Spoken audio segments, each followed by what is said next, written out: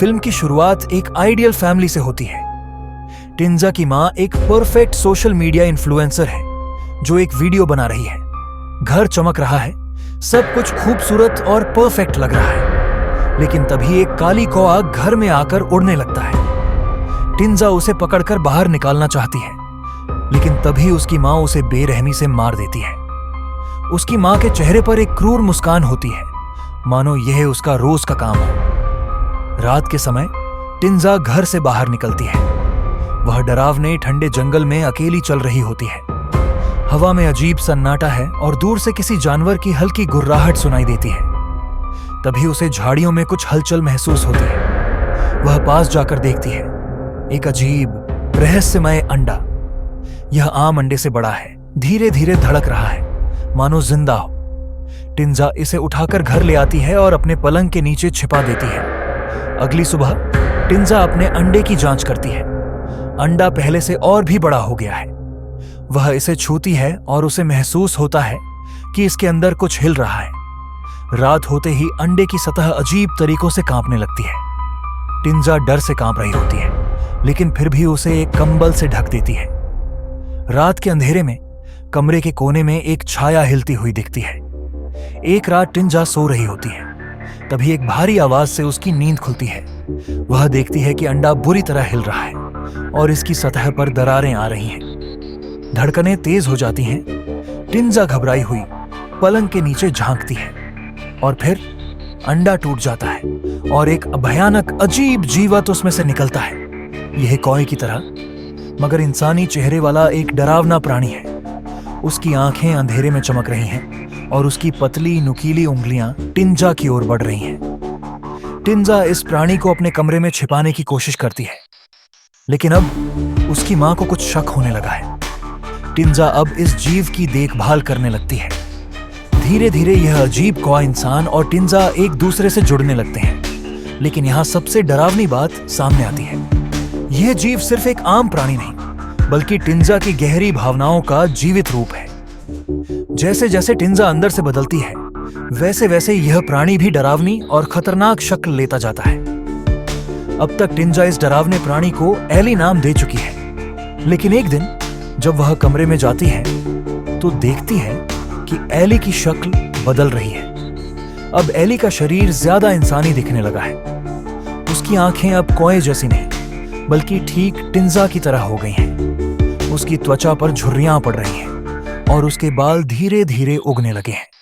लेकिन सबसे डरावनी बात, वह अब इंसानों जैसी आवाज निकाल रहा है।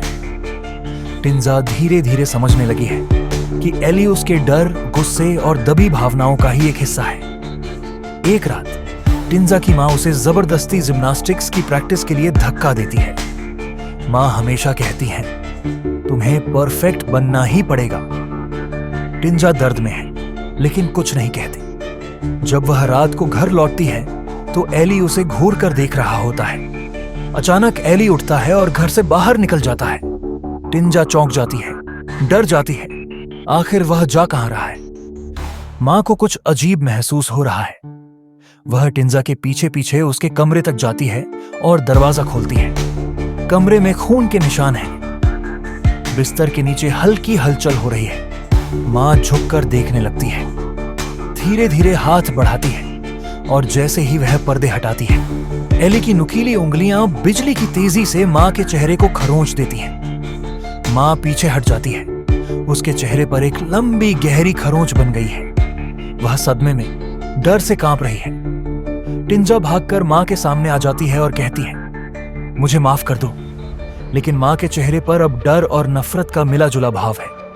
अब एली पूरी तरह इंसान जैसा दिखने लगा है, लेकिन उसका चेहरा अजीब, मुड़ा तुड़ा और भयानक है। उसकी आंखें अब टिंजा जैसी दिखती हैं। उसकी आवाज भी अब इंसानों जैसी होने लगी है, लेकिन उसका व्यवहार और भी हिंसक हो चुका है।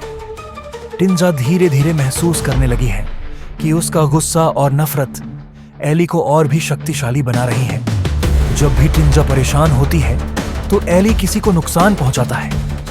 यह एक डरावना जुड़ाव बन चुका है जिसे अब तोड़ा नहीं जा सकता। एक रात मां उसे जोर से पकड़ती है और कहती है, ये सब क्या हो रहा है? सच बताओ। लेकिन टिंजा कुछ नहीं कहती। वह सिर्फ डर से कांप रही है। मां उसे एक कमरे में बंद कर देती है, लेकिन तभी दरवाजे के बाहर से एक अजीब आवाज आने लगती है। टिंजा बाहर निकलती है और देखती है कि एली पूरी तरह इंसानी रूप में आ चुका है, लेकिन उसका चेहरा अभी भी अजीब और डरावना है। मां और एली आमने सामने हैं। मां के हाथ में एक चाकू है। मां एली पर हमला करने के लिए दौड़ती है, लेकिन तभी टिंजा अपने शरीर के अंदर एक भयानक दर्द महसूस करती है।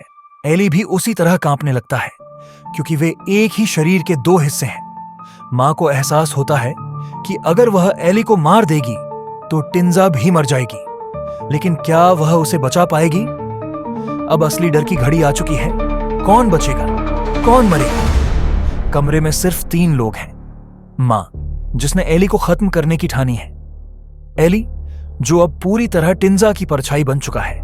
टिंजा, जो अपने अंदर से निकलते हुए अंधेरे से जूझ रही है। मां धीरे धीरे एली के पास जाती है। उसकी आंखों में डर नहीं, बल्कि गुस्सा है। उसके हाथ में एक तेज धार वाला चाकू है। एली उसे घूर कर देख रहा है। मां अचानक चाकू से हमला करती है, लेकिन एली बहुत तेजी से पीछे हट जाता है। मां पूरी ताकत से वार करती है, लेकिन वह सिर्फ हवा में वार कर रही होती है। एली की हरकतें अब इंसानों से भी तेज हो चुकी हैं। टिंजा दर्द से चीख उठती है। जैसे ही मां ने एली पर वार किया, टिंजा की छाती से खून बहने लगा, क्योंकि वे दोनों एक ही हैं। मां यह देखकर दंग रह जाती है। वह एक तरफ चाकू देखती है और दूसरी तरफ अपनी बेटी को, जो तड़प रही है। एली धीरे धीरे मां की तरफ बढ़ता है। उसके चेहरे पर एक ठंडी मुस्कान है, जैसे उसे पता हो कि अब क्या होने वाला है। मां कांप रही है, लेकिन वह हार मानने वाली नहीं। मां अचानक चाकू उठाकर सीधे एली के दिल में घोंप देती है। टिंजा जोर से चीख पड़ती है। एली के पूरे शरीर में झटके लगने लगते हैं। उसकी आंखें चौड़ी हो जाती हैं और धीरे धीरे वह एक डरावने हड्डी और खून के गुच्छे में बदलने लगता है। टिंजा जमीन पर गिर जाती है। उसकी आंखें खुली हुई हैं, लेकिन उनमें कोई भाव नहीं है। मां उसे अपनी गोद में लेकर रोने लगती है, लेकिन तभी टिंजा की सांस अचानक बदलने लगती है। उसकी आंखों में कुछ अजीब सा दिखने लगता है, और फिर टिंजा की आंखें अब पूरी तरह बदल चुकी हैं।